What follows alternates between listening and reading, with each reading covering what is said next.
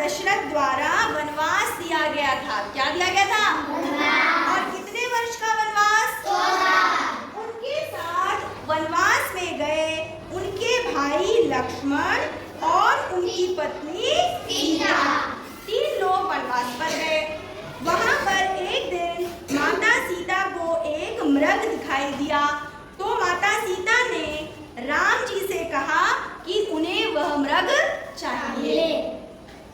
राम जी माता जी के कहने पर वन में मृग को ढूंढने गए और पीछे पीछे बहुत दूर निकल गए, काफी देर तक नहीं आए। तब माता सीता ने उनके भाई लक्ष्मण से कहा कि वे राम जी को ढूंढकर लाएं। लक्ष्मण जी ने कहा, ठीक है माता, मैं जाता हूँ, लेकिन मैं यहाँ पर एक लक्ष्मण रेखा खींच कर जा रहा हूँ।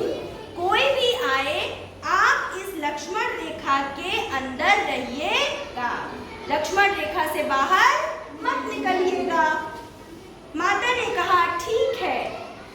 बस फिर क्या था, लक्ष्मण जी भी चले गए राम जी को ढूंढने और वो भी बहुत देर दूर निकल गए। तभी माता सीता जब अपने कुटिया में थी तो वहां पर एक साधु आया, और वह साधु कौन था?